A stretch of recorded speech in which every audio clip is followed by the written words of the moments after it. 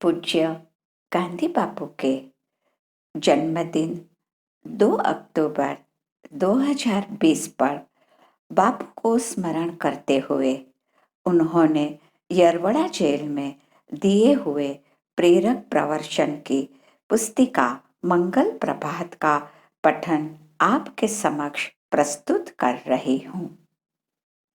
आरंभ करती हूँ काका कालेलकर जी के निवेदन से।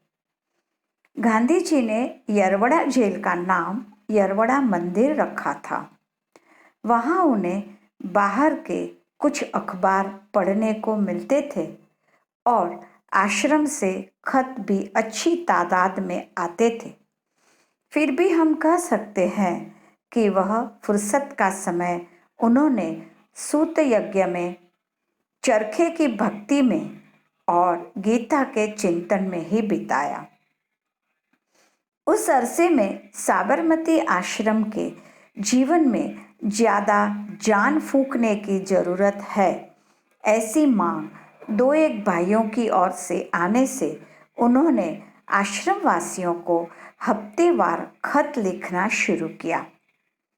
कोई भी काम शुरू किया जाए तो वो बराबर होता रहना चाहिए, ऐसा गांधी जी का आग्रह होने से हर मंगल को सुबह की प्रार्थना के बाद एक प्रवचन लिख भेजने का उन्होंने संकल्प किया। उस संकल्प का पहला फल है आश्रम के व्रतों पर उनका यह भाष्य। पहले यह व्रत विचार के नाम से छपा था। नमूनेदार आदर्श कैदी की हैसियत से सरकार को सब तरह से अभयदान देने वाले गांधी जी ने जेल में से स्वदेशी के बारे में कुछ भी न लिखने का तय किया था। इसलिए व्रत विचार में स्वदेशी की बात रह गई थी। बाहर आकर उन्होंने स्वदेशी व्रत पर एक लेख लिखा जो नवजीवन में छपा है। अब की बार वह लेख इस पुस्तक में शामिल करके आश्रम व्रतों की विचारणा पूरी की है। जैसा कि ऊपर कहा गया है, ये प्रवचन मंगलवार के प्रभात को लिखे जाते थे, इसलिए इस प्रवचन संग्रह का नाम मंगल प्रभात ही रखा गया है। हमारे कौमी जीवन में जब निराशा का घोर साम्राज्य फैला था, तब जिन व्रतों ने राष्ट्रीय जीवन में आशा, अपने आप पर भरोसा, फुर्ती और धार्मिकता की हवा पैदा की, उन्हीं व्रतों ने एक नई संस्कृति मंगल प्रभात शुरू किया। ऐसा अगर हम माने तो वह कुछ ज्यादा ना होगा। प्रकरण 1, सत्य। तारीख 22/7/1930, सुबह की प्रार्थना के बाद। हमारी संस्था का मूल ही सत्य के आग्रह में, सच्चाई पर कायम रहने में रहा है। इसलिए मैं सत्य को ही पहले लेता हूँ। सत्य शब्द सत्य से बना है। सत्य यानी होना, सत्य यानी हस्ती। सत्य के सिवा और किसी चीज की हस्ती ही नहीं है। परमेश्वर का सही नाम ही सत्य यानी सत्य है। इसलिए परमेश्वर सत्य है ऐसा कहने के बजाय सत्य ही परमेश्वर है ऐसा कहना ज्यादा ठीक है। लेकिन राजकर्ता या सरदार के बगैर हमारा काम नहीं चलता, इसलिए परमेश्वर नाम ज्यादा चल पड़ा है और चलेगा। लेकिन सोचने पर तो लगेगा कि सत्य या सत्य नाम ही सही है और वही पूरा अर्थ देने वाला है।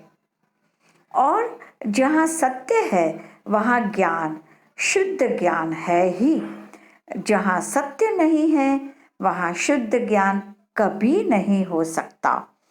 इसलिए ईश्वर नाम के साथ चित्त यानी ज्ञान, इल्म शब्द जोड़ा गया है।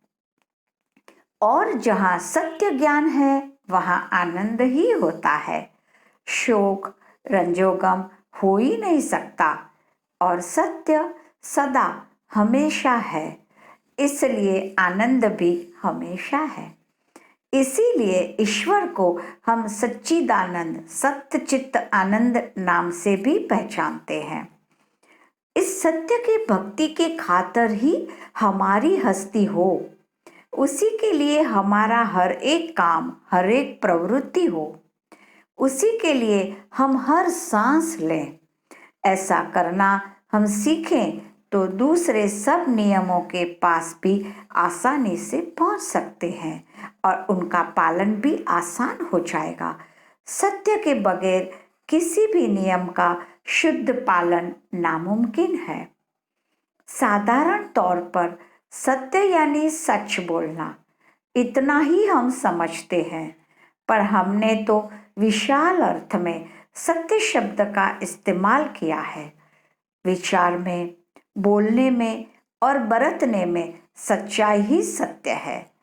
इस सत्य को पूरा पूरा समझने वाले के लिए जगत में और कुछ जानने को नहीं रहता, क्योंकि समूचा ज्ञान उसमें समाया हुआ है। वह हमने ऊपर देखा। उसमें जो न समाये वह सत्य नहीं है, ज्ञान नहीं है। फिर उसमें सच्चा आनंद तो हो ही कैसे सकता है। अगर इस कसौटी को बरतना हम सीख जाएं तो हमें तुरंत मालूम हो जाएगा कि कौन सा काम करने जैसा है और कौन सा छोड़ने जैसा, क्या देखने लायक है और क्या नहीं, क्या पढ़ने जैसा है और क्या नहीं। लेकिन सत्य को जो पारसमणि जैसा है, जो कामधेनु जैसा है, कैसे पाया जाए, उसका जवाब भगवान ने दिया है, अभ्यास से और बैराग से। सत्य की ही चटपटी अभ्यास है। उसे छोड़कर दूसरी सब चीजों के बारे में बिल्कुल उदासीनता, लापरवाही बैराग है। फिर भी हम देखते रहेंगे कि जो एक आदमी के लिए सत्य है वह दूसरे के लिए असत्य है। इससे घबराने का कोई कारण नहीं है।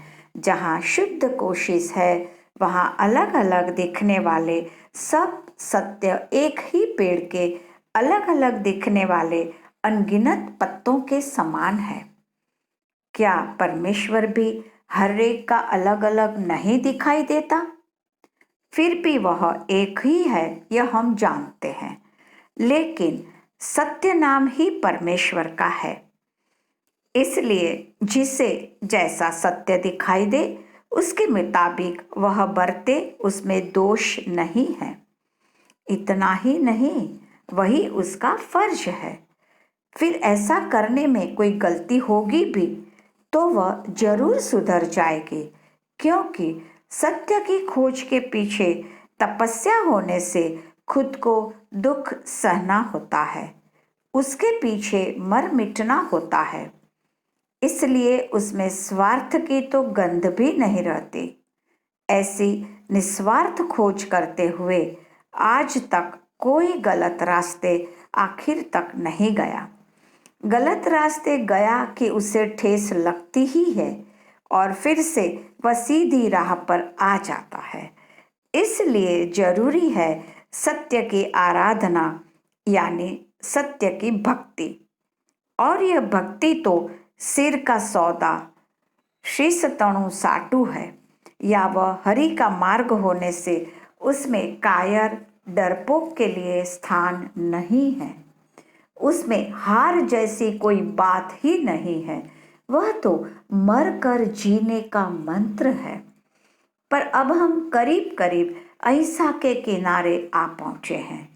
उसका विचार हम अगले हफ्ते करेंगे।